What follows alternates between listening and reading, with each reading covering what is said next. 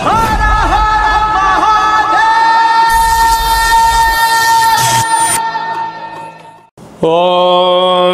నమః శివాయ. ఓం నమో నారాయణాయ. కర్మ నివారణ నరదృష్టి నివారణ కాళభైరవాయ నమో నమః. ఓం కాళకాలాయ విద్మహే కాళాతీతాయ ధీమహి తన్నో కాళభైరవ ప్రచోదయాత్. హరి ఓం. మా ఛానల్కి స్వాగతం. చూస్తున్న వీక్షకులకు ప్రేక్షకులకు ప్రియ కాళభైరవ భగవద్బంధులకి స్వాగతం పలుకుతూ మమ్మల్ని ఎంతగానో ఆదరిస్తూ ఉండబడినటువంటి ప్రియ సోదరీమణులకు జ్యోతిష్య అభిమానులకు అందరికీ కూడా ముందస్తుగా కార్తీక మాస అమావాస్య మాస శివరాత్రి శుభాకాంక్షలు. అలాగనే కాళభైరవ జయంతి ఆశీస్సుల చేత అందరికీ నిండు నూరేళ్ల ఆయురారోగ్యాలను ప్రసాదించాలని, ఎవరికి ఎలాంటి ఆర్థిక, విద్య, ఉద్యోగ, వివాహ, వ్యాపార సంబంధిత దోషాలను తొలగించి నిత్య ఐశ్వర్యాన్ని, ఆనందాన్ని ప్రసాదించాలని మనసారా కోరుకుందాం. 16/11/2025 నుండి 30/11/2025 వరకు పుట్టినటువంటి వారందరికీ ముందస్తుగా జన్మదిన శుభాకాంక్షలు. ద్వాదశ రాశుల్లో గ్రహ గమనాల్ని వీక్షింపచేద్దాం. కర్కాటక రాశిలో దేవగురు బృహస్పతి సంచార స్థితి, సింహరాశిలో కేతు సంచార స్థితి, తులారాశిలో శుక్ర సంచార స్థితి స్వక్షత్రకారకుడు, వృశ్చిక రాశిలో రవి భగవానుడు మరియు కుజుడు స్వక్షత్రకారకుడు మరియు బుధుడు కూడా అక్కడే సంచార స్థితి, త్రిగ్రహ సంచార స్థితితో ద్వాదశ రాశుల్లో గ్రహ గమనాలు ఈ విధంగా ఉన్నాయి. కర్కాటక రాశి వారికి 12 సంవత్సరముల తర్వాత దేవగురు బృహస్పతి రాశిలో సంచారం చేస్తూ ఉండగా, అష్టమ స్థానంలో రాహు సంచారం చేయనప్పుడు, భాగ్యస్థానంలో శని భగవానుడు 30 సంవత్సరాల తర్వాత సంచారం చేయనప్పుడు, కార్తీక మాసంలో మాస శివరాత్రి రోజున పోలి అమావాస్య సందర్భంగా ఎలాంటి విధి విధానం పాటించడం వలన గ్రహదోషము తొలగి ఐశ్వర్యం, ఆనందం, రాజయోగం కర్కాటక రాశి వారికి సొంతం ఎలా అవుతుందో ఈ వీడియోలో సవివరంగా సంపూర్ణంగా తెలుసుకుందాం. కర్కాటక రాశిలో ఏ నక్షత్రాలు వస్తాయి అనగా, పునర్వసు నక్షత్రంలోని చివరి పాదమైన 4వ పాదము, పుష్యమీ నక్షత్రంలోని 4 పాదాలు, ఆశ్లేష నక్షత్రంలోని 4 పాదాలు కలిపితే కర్కాటక రాశి. రాశాధిపతి చంద్రభగవానుడు. రాశిలోనే దేవగురు బృహస్పతి ఉండడం వలన అనవసరమైన ప్రయాణాలు, చీకులు, ఇబ్బందులు కలిగే పరిస్థితి ఉంటుంది. ఇలాంటి కాల సమయంలో ఆధ్యాత్మిక చింతన, తల్లిదండ్రుల యొక్క పాదపూజ, గురువుల దర్శనం, దేవాలయాల్లో ప్రదక్షిణ చేయడం వల్ల సకలము తొలగి అష్ట కష్టాలు తొలగిపోయి అష్ట ఐశ్వర్యం స్వాగతం పలుకుతారు అని చెప్పి గమనించాలి.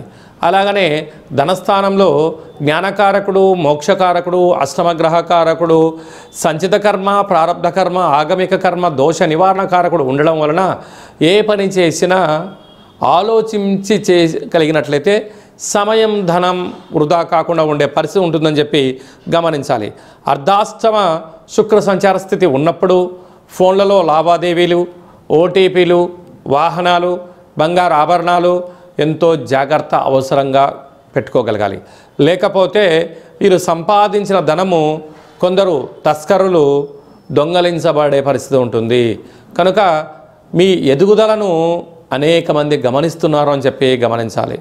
సంతాన స్థానంలో ఆత్మకారకుడు, పితృకారకుడు రవి భగవానుడు, అలాగనే రుణరోగ శత్రుకారకుడు కుజ భగవానుడు, బుద్ధి భగవానుడు బుధ భగవానుడు వీరు సంతాన స్థానంలో ఉండడం వలన నూతనంగా వివాహమైన వారికి పుత్రికా సంతాన యోగము, పిల్లల యొక్క చదువులు, అభివృద్ధి, ఉన్నత స్థితి, స్థిరచరాస్తులు సంపాదించాలని మీ కోరిక నెరవేరబోతుంది. అష్టమంలో రాహు, భాగ్యంలో శని భగవానుడు సంచారం చేయనప్పుడు అనేక మంది శత్రువులు కూడా పొంచి ఉన్నారు. ఇలాంటి కాల సమయంలో ఈ మాస శివరాత్రి సందర్భంగా, పోలి అమావాస్య సందర్భంగా బియ్య పిండితో దీపాన్ని ఏర్పాటు చేయడం, లేకపోతే తెల్లటి కొబ్బరికాయను, నారికేల దీపాన్ని ఏర్పాటు చేసుకొని మహాదేవుడికి తెల్లటి బియ్యాన్ని నానబెట్టిన బియ్యంతో అర్చన చేసి ఈ తండులంతో కూడుకున్నటువంటి ఈ యొక్క నారికేల దీపాన్ని బ్రాహ్మణోత్తముడికి దానం ఇవ్వడం వలన రుణ సమస్య, రోగ సమస్య, నరదృష్టి సమస్యలు తొలగిపోతాయని చెప్పి గమనించాలి. హోటల్ వ్యాపారస్తులు, ఆహార ఉత్పత్తులు, స్వర్ణకారిత వ్యాపారస్తులు, వ్యవసాయ సోదరీమణులు, సాఫ్ట్వేర్ హార్డ్వేర్ రంగంలో ఉండబడిన వారు ఎంతో జాగ్రత్త అవసరమని చెప్పి జ్యోతిర్విజ్ఞానం తెలియచేయడం జరుగుతుంది. నవంబర్ మాసంలో ముఖ్యమైన పండుగల గురించి క్లుప్తంగా, సవివరంగా, సంపూర్ణంగా తెలుసుకుందాం. మనకు 18వ తారీఖున సోమవారము మాస శివరాత్రి విశేష సందర్భంగా కార్తీక మాసంలో మనం ఏ రోజైతే ప్రాఢ్యమి నుంచి మాస శివరాత్రి వరకు పూజ చేసుకోలేనటువంటి వారందరూ కూడా మహాదేవుడికి రుద్రాభిషేకము, ఒక దీపాన్ని ఏర్పాటు చేయడము, సాలగ్రామ దానము, స్వయంపాక దానం చేయడం వల్ల మహాదేవుడి యొక్క ఆశీస్సులు ఉంటాయని చెప్పి గమనించగలగాలి.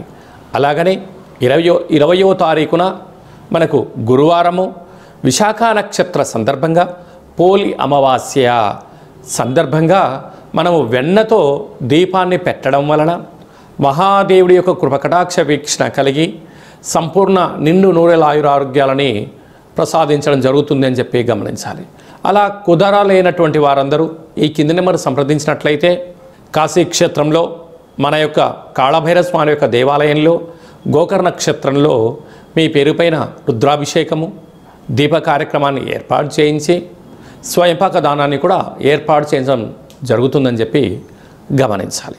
అలాగనే మనకు మార్గశీర్ష మాస శుద్ధ అష్టమి కాళభైరవ జయంతి కనుక కాళాన్ని శాసింపజేసే శక్తి కాళభైరవ స్వామివారికి ఉంటుంది. కనుక స్వామివారి యొక్క ఆశీస్సుల వలన స్మరణ, ధ్యానము, స్వామివారిని చేయడం వలన, దర్శించడం వలన సకలమైనటువంటి వాస్తు దోషము, నరదృష్టి, తంత్రదృష్టి, తాంత్రిక దృష్టి, సకల దోషాలు తొలగిపోయి ఐశ్వర్యాన్ని భగవంతుడు ప్రసాదిస్తాడు అని చెప్పి కూడా గమనించగలగాలి.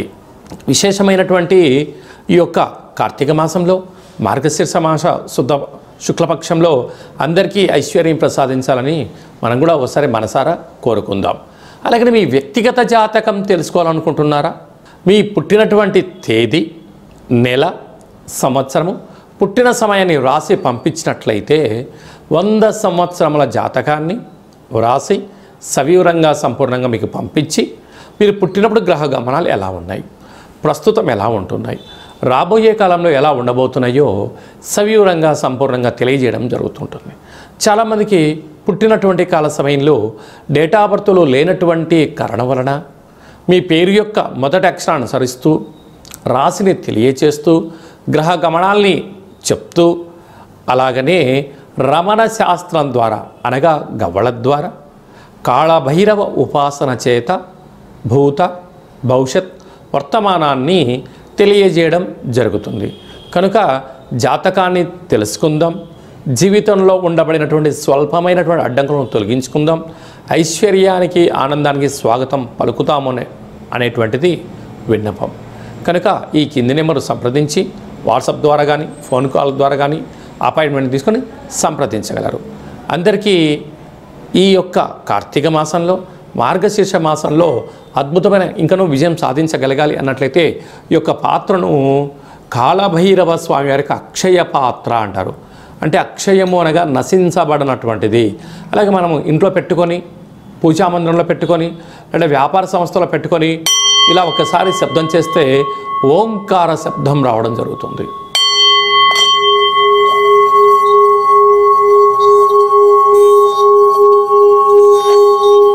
ఓం కాళభైరవాయ నమః, ఓం కాళభైరవాయ నమః, ఓం కాళభైరవాయ నమః అనే మంత్రాన్ని ఉచ్చరింపచేస్తూ 12 సార్లు అలా తిప్పడం వలన సంపూర్ణమైనటువంటి గృహంలో ఉండబడినటువంటి జాతకంలో ఉండబడిన దోషము, వాస్తు దృష్టి, సకల దోషాలు తొలగి ఐశ్వర్యం కలుగుతుందని చెప్పి గమనించగలగాలి. అందరికీ శుభం, జయం, ఐశ్వర్యం, ఆనందాన్ని ప్రసాదించాలని మనం కూడా మనసారా మహాదేవుని కోరుకుందాం. నమస్తే అస్తు భగవన్ విశ్వేశ్వరాయ మహాదేవాయ త్రయంబకాయ త్రిపురాంతకాయ త్రికాగ్నికాలాయ కాలాగ్నిరుద్రాయ నీలకంఠాయ మృత్యుంజయాయ సర్వేశ్వరాయ సదాశివాయ శ్రీమన్మన్మహాదేవాయ నమో నమః. హరి ఓం. మహాదేవుడి యొక్క ఆశీస్సుల వల్ల నిండు నూరేళ్ల ఆయురారోగ్యాలని ఐశ్వర్యాన్ని ప్రసాదించాలని మనసారా కోరుకుందాం. శతమానం భవతు శతాయు పురుష సతేంద్రియ ఆయుష్యేవేంద్రియే ప్రతిష్టతి. ధనం ధాన్యం బహుపుత్రలాభం శత సంవత్సరం దీర్ఘమాయు. సర్వే జనా సుఖినో భవంతు. లోకా సమస్తా సుఖినో భవంతు. సర్వం కాళభైరవ దేవతార్పణమస్తు. హరి ఓం. ఈ వీడియో మీకు నచ్చినట్టయితే లైక్ చేయండి, షేర్ చేయండి. ఆధ్యాత్మిక భక్తి సమాచారాన్ని భగవద్బంధులకు, మిత్రులకు, స్నేహితులకు చేరవేయండి. హిందూ ధర్మాన్ని కాపాడండి.